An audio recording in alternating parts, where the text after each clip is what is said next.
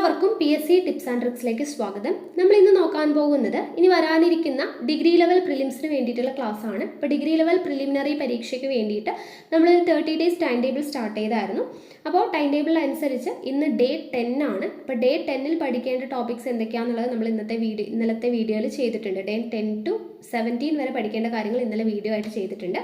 അപ്പോൾ ഡേ 10ൽ വരുന്ന ടോപ്പിക്സിൻ്റെ ഭാഗത്ത് വരുന്ന ക്വസ്റ്റ്യൻസും ക്ലാസ്സും എല്ലാം കൂടെ നമ്മൾ ഒരൊറ്റ വീഡിയോ ആയിട്ടാണ് എപ്പോഴും ചെയ്യുക. അപ്പോൾ അതുപോലെ നമ്മൾ ഇന്നത്തെ ടോപ്പിക്കുമായിട്ട് റിലേറ്റ് ചെയ്തിട്ടുള്ള ക്ലാസ് ആണ്. അപ്പോൾ നമ്മുടെ ടൈം ടേബിളിനെ കുറിച്ച് അറിയാത്തവരുണ്ടെങ്കിൽ താഴെ ഡിസ്ക്രിപ്ഷൻ ബോക്സിൽ degree level prelims 30 days time table എന്ന് പറയുന്ന പ്ലേലിസ്റ്റിൻ്റെ ലിങ്ക് കൊടുത്തേക്കാം. കയറി ചെക്ക് ചെയ്ത് നോക്കുക, ക്ലാസ്സുകൾ കണ്ട് പ്രയോജനപ്പെടുത്താം. നമ്മൾ ക്ലാസ് കഴിഞ്ഞതിന് ശേഷം ടെലഗ്രാമിലൂടെ നമുക്ക് നോട്ട്സും PDF ഒക്കെ ഷെയർ ചെയ്യുന്നുണ്ട്. അപ്പോൾ അത് ആവശ്യമുള്ളവരുണ്ട്. നോട്ട്സും PDF-ഉം പോൾസൊക്കെ അറ്റൻഡ് ചെയ്യണം എന്നുള്ളവരുണ്ടെങ്കിൽ ടെലഗ്രാമിൽ ജോയിൻ ചെയ്യുക. താഴെ കമൻറ്റ് ബോക്സിൽ ഫസ്റ്റ് കമൻ്റ് ആയിട്ട് ടെലഗ്രാമിൻ്റെ ലിങ്ക് പിൻ ചെയ്ത് വെച്ചിട്ടുണ്ട്. ഓക്കെ ആണല്ലോ? അപ്പോൾ എന്തായാലും നമുക്ക് ക്ലാസ്സിലോട്ട് കിടക്കാം. അപ്പോൾ ഇന്ന് ഡേ 10 ആണ്. ഡേ 10ൽ നമുക്ക് പഠിക്കേണ്ട ടോപ്പിക്സ് എന്തൊക്കെയാണ്? ഫ്രം കേരള ഹിസ്റ്ററി ആണ്. From social and religious reform movement to political and social history of Kerala after 1956. ഇതാണ് നമുക്ക് കേരള ഹിസ്റ്ററിയിൽ വരുന്ന ടോപ്പിക്ക്. ദെൻ കമ്പ്യൂട്ടർ സയൻസിൽ ടൈപ്സ് ഓഫ് നെറ്റ്വർക്ക് വരുന്നുണ്ട്. മാത്സിൽ സമയവും പ്രവൃത്തിയും, ഇംഗ്ലീഷിൽ ആർട്ടിക്കിൾസ്, മലയാളത്തിൽ ചേർത്ത് എഴുതുക, സ്പോർട്സിൽ ഒളിമ്പിക്സ്, ഇത്രയും ഭാഗമാണ് നമുക്ക് വരുന്നത്. അപ്പോൾ ഈ ടോപ്പിക്സുമായിട്ട് റിലേറ്റ് ചെയ്തിട്ടുള്ള ക്ലാസ്സിലോട്ട് കിടക്കാം. അപ്പോൾ നമ്മൾ ആദ്യം നോക്കുന്നത് കേരള ഹിസ്റ്ററിയുമായി റിലേറ്റ് ചെയ്തിട്ടുള്ള ക്വസ്റ്റ്യൻസ് ആണ്. നോക്കുക, ആദ്യത്തെ ചോദ്യം, പഴശ്ശിക്കെതിരെ യുദ്ധം ചെയ്യാൻ വെല്ലസ്ലി രൂപീകരിച്ച സേന. പഴശ്ശിക്കെതിരെ യുദ്ധം ചെയ്യാൻ വെല്ലസ്ലി രൂപീകരിച്ച സേന ഏതാണ്? കോൽക്കാർ ആണ്. കോൽക്കാർ. പഴശ്ശിരാജയെ കേരള സിംഹം എന്ന് വിശേഷിപ്പിച്ചത് ആരാണ്? പഴശ്ശിരാജയെ കേരള സിംഹം എന്ന് വിശേഷിപ്പിച്ചത് സർദാർ KM പണിക്കർ. സർദാർ KM പണിക്കർ. വേലുത്തമ്പി ദളവ ജീവത്യാഗം നടത്തിയ ക്ഷേത്രം ഏതാണ്?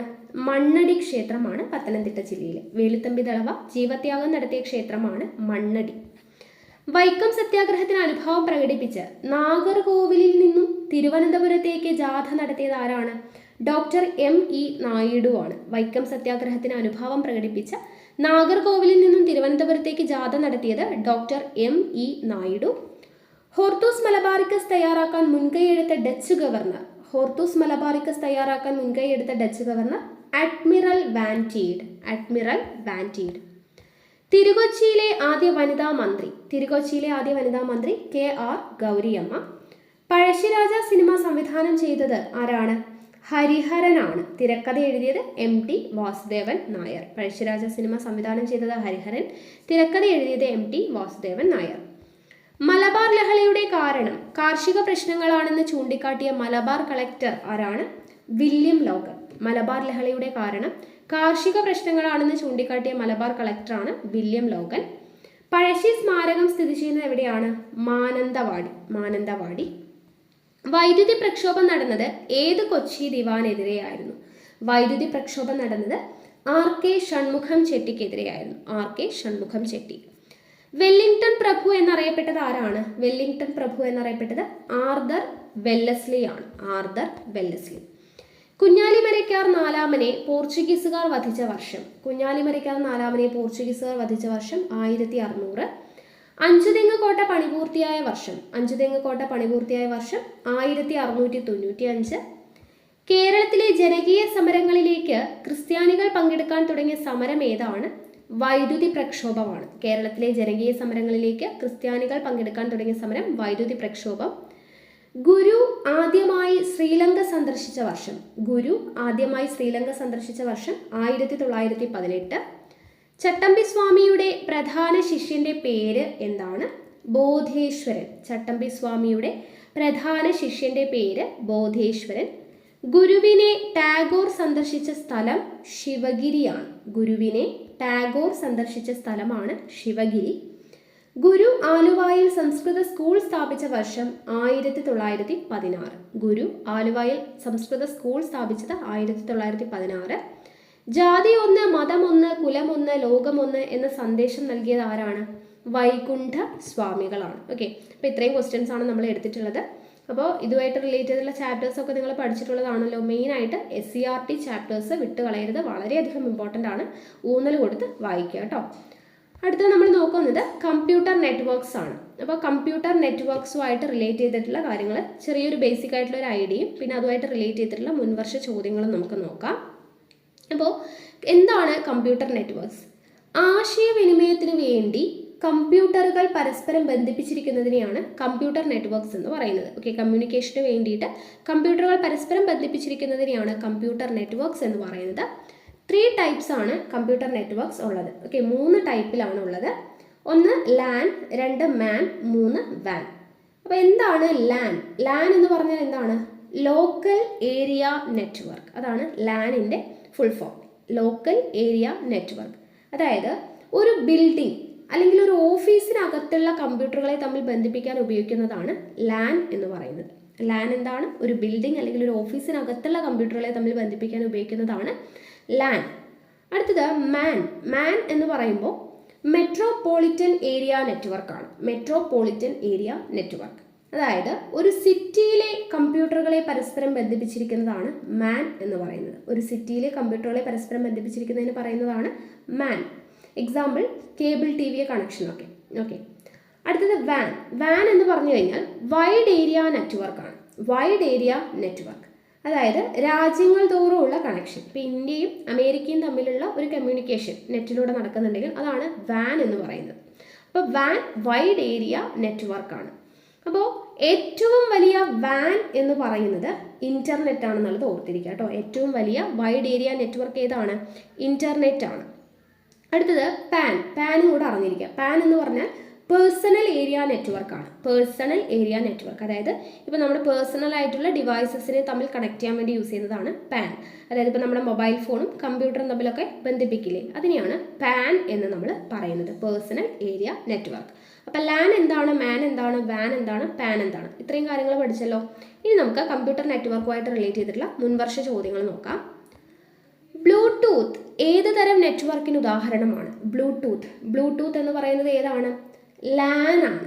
LAN, LAN. ഒരു ബിൽഡിംഗ് അല്ലെങ്കിൽ ഒരു ഓഫീസിനകത്തൊക്കെ ആണ് നമുക്ക് ബ്ലൂടൂത്ത് അല്ലേ പറ്റുള്ളൂ. അപ്പോൾ ബ്ലൂടൂത്ത് ഏത് തരം നെറ്റ്വർക്കാണ്?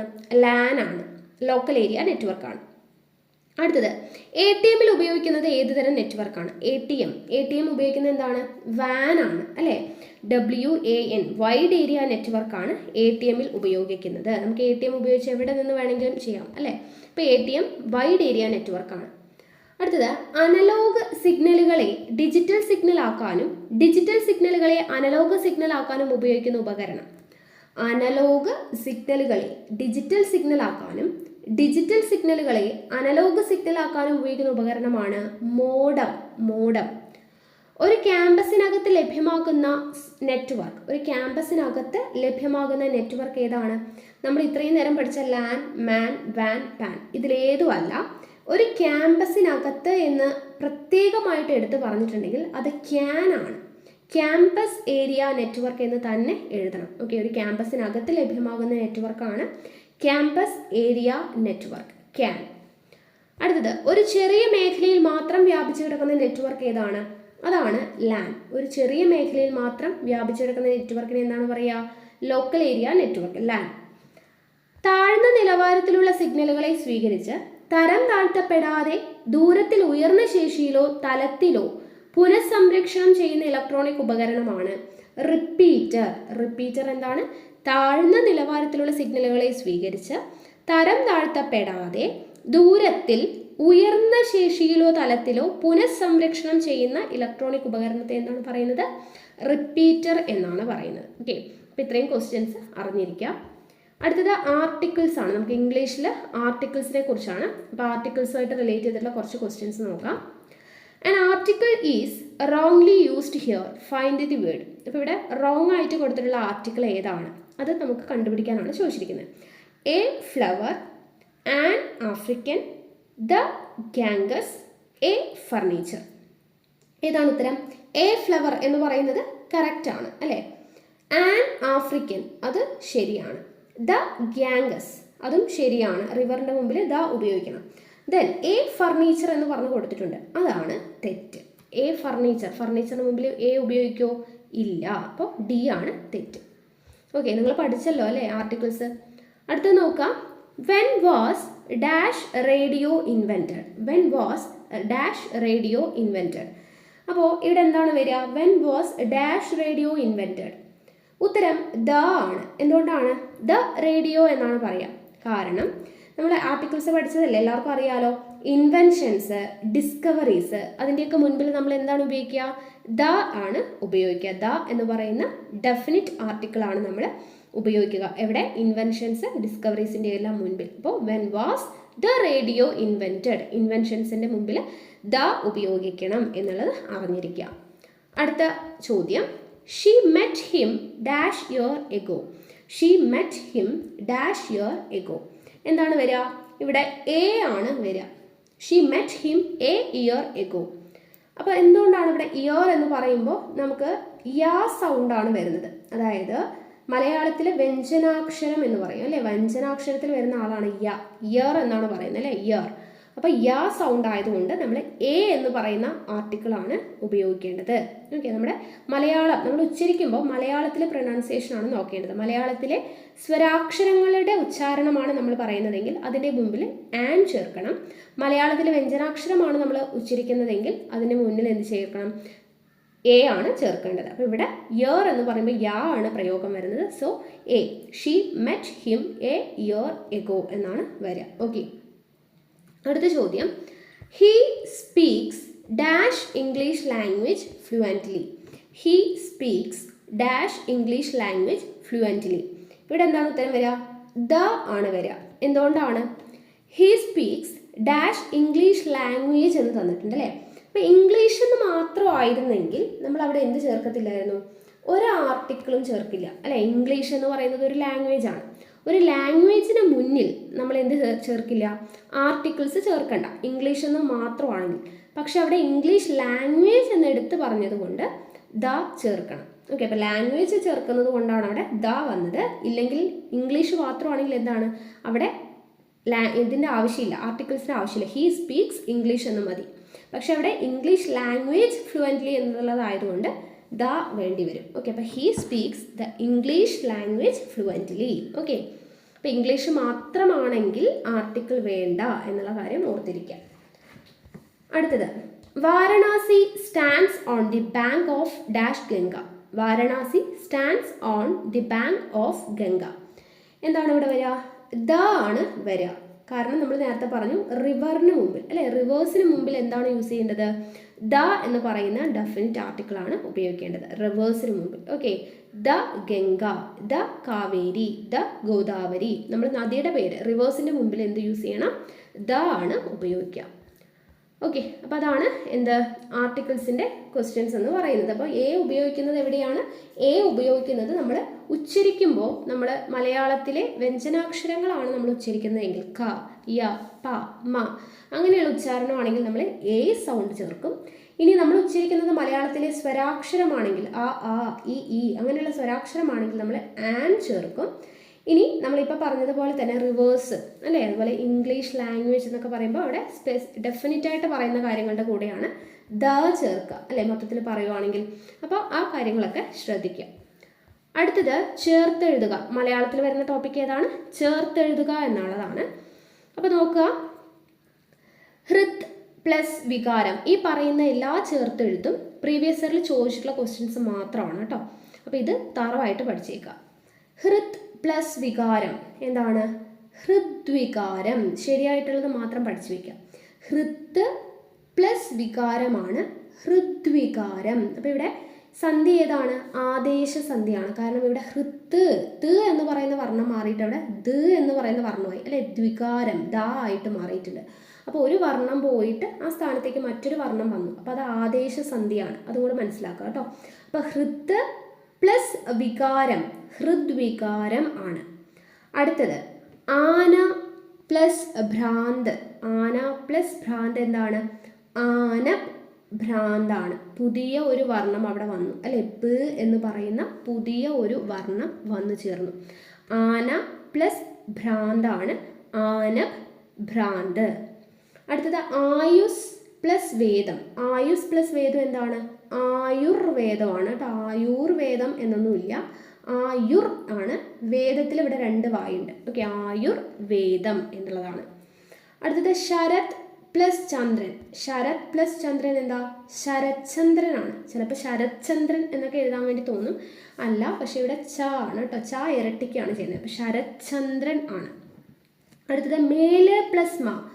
ല് പ്ലസ് മ ചേർന്ന് എന്തായിട്ട് മാറും?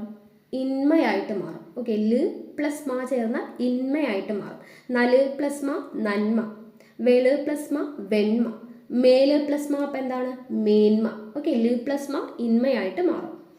അടുത്തത് കൊട്ടി പ്ലസ് ഘോഷിക്കുക. കൊട്ടി പ്ലസ് ഘോഷിക്കുക. കൊട്ടി ഘോഷിക്കുക എന്ന് നമ്മൾ പറയാം അല്ലേ?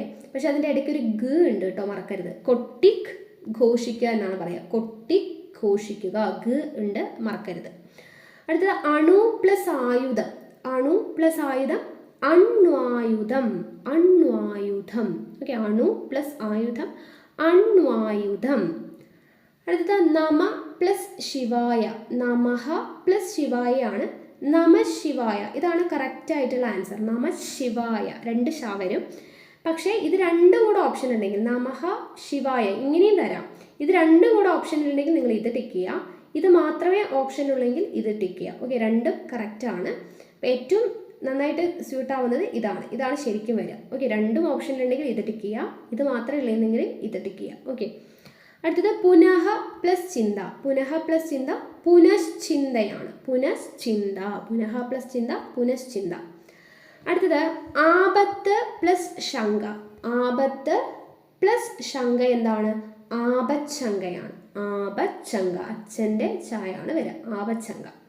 അടുത്ത പ്രതി പ്ലസ് ഏകം. പ്രതി പ്ലസ് ഏകം എന്താണ്?